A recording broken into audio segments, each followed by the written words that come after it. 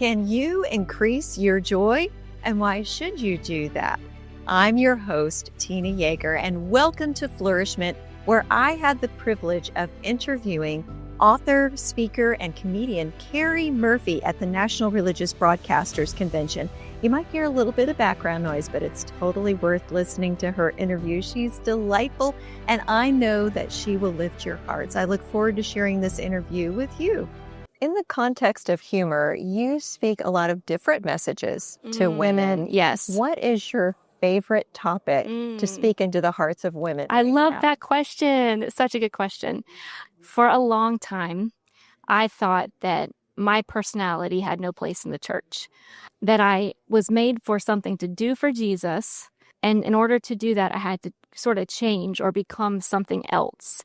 And it's only recently that God's really opened my eyes to the fact that every person that He's created holds a specific piece of Him. You know, so everyone's created to reflect a certain aspect of Jesus. And for you, maybe it's helping people because that's what you're doing. And for me, I just couldn't believe that it could be my weirdness, my quirkiness, my sense of humor. And God showed me that, yeah, you need all parts of the body. You need all the members doing what they're made to do, irrespective of cultural norms, church norms. And so when I accepted the freedom to just be what God made me to be and reflect my specific puzzle piece, then it felt like all of me aligned. So for people, for believers out there, God's created you to do something that only you can do, whether that be Christian comedy, whether that be that book you need to write, whether that be being the best mom ever to your kids. There is something that only they can do. And so I think having a conversation with God about what is it in me? What aspect have you given me? Because He's given us all different gifts. And so really unpacking the gift that God's given you and not trying to change or alter to be anything else for anyone, but just going, how can I serve the Lord with this gift? How can I give what He's put in me back to Him? There's so much beauty in individuality. There's so much beauty in uniqueness. Be the first, X, Y, or Z. Like, go out and do it. And I love just talking about how He's made us all different, and we have the freedom to be different from one another and kind of there's like a herd mentality when it comes to Christians, right? We're all His sheep. We all know His voice. We all hear His voice. And yet He's made us all so specifically different. Part of what I want to do is remind the church of that. We can look different. We can have different personalities, different giftings, and show those to the world. And our shame and our comparison can keep us from embracing that, because I have to confess, Carrie, there were a lot of times that I thought I would rather be a comedian because my superpower is making people cry. I would just much rather make people laugh. So if you compare what your gift is, your superpower that God gave you, I mean, it's not really my superpower. It's whatever God it's what He gave you. in me. Yes. If you compare it to somebody else or wish it away or don't embrace it, you're never going to fulfill your purpose. No. Can you talk about, I know that's part of your heart too, helping people embrace their purpose. Yes, the trap of comparison kept me locked in a more corporate job. The shame of being who I was, and I don't want to say trap because I think God has us where He wants us in every season, but I would say for a long time I dimmed my light for exactly what you're talking about. And a lot of that was fear of what does it even look like to be fully me, or to not fit the business profile or the Christian church profile exactly, or whatever it may be, fear of rejection.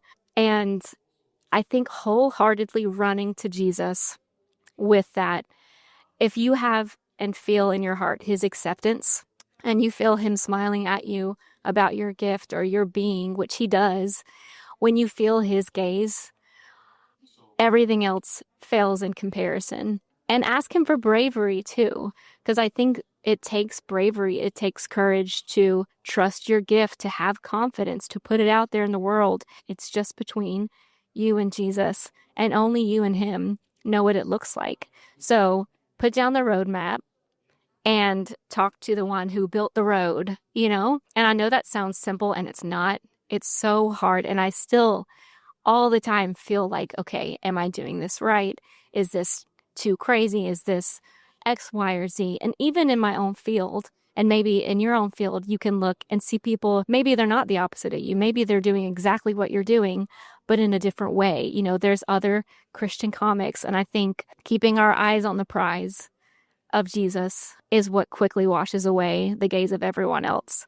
And like I said, easier said than done. But if we ask him for it, he can help. With regard to courage, actually, humor can help you have courage. Oh, yeah. Right? When you laugh, it's the opposite of it's being the afraid. icebreaker. Yeah. And in fact, one of the things that I love to do is if there is serious content, like at a conference or at a seminar, you know how sometimes they'll have a warmer that just kind of breaks the ice and puts everyone in the room. That's humor.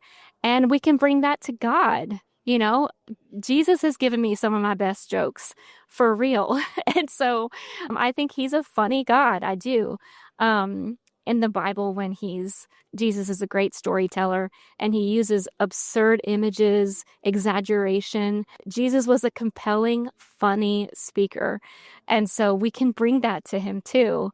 Not just our seriousness, not just our needs, but the everyday, mundane, funny things that we're experiencing. Bring him into it all the time. Yeah. I think in Christianity, in some areas of Christianity, we have dismissed things like joy and humor and become too serious. We're taking ourselves too seriously, whether we're Christian or not. Yes. And taking yourself too seriously can actually get in the way of living God's purpose for you. Humor gets us out of our heads. Yeah. Because a lot of the times I'll be spiraling, I'll be going into the weeds about something, and then, you know, all it takes is a nudge, a sense of humor nudge, or a funny thought or a funny encouragement. And it's like, okay, it's grounding. It brings me back to reality. Okay, this is not that serious. This is going to be okay. Absolutely. And again, laughing during pain doesn't dismiss it, doesn't fix our problems, but it is a tool. It is a help that I would love to see the church embrace more. Because like I said, it's a part of God's creation. I think sometimes our bend is to think it's disrespectful or it's wrong. I laugh at that because God is a very complex, multi-layered God. And I think that there is room for both serious and light in the church. That is so important because I think we're missing out on fully living the abundance that God has the abundance, we are the vast reservoir of joy. And when we start asking for it, when we start making that a priority, I think that that's God honoring. I do, and helps us as humans because he knows how hard it is down here. It's hard. Life is hard. So we have to laugh through it to make our journey a little bit easier. If you had one last thing to leave the audience with today, what would that be? Yeah, I would say God is faithful and he knows the secret dreams you have, the secret parts of your personality, all the deep thoughts that you have. And if you expose those with him and share those with him, he's going to be faithful to you in that. So bring your whole personality to Jesus. He's big enough and he can hold it all, and he's faithful. So how can people stay connected with you, Carrie? Yeah. Okay. If they want to stay connected, they can follow me on Instagram at the Carrie Murphy. My website is also thecarriemurphy.com. But I would love to meet you all. Come find me. Let's be friends. Let's hang out. Let's cultivate joy. Thank you, Carrie. This has been amazing. Thank you so much. I loved it. Brightened my day and given me more. Yay! Let's go. Great to meet you.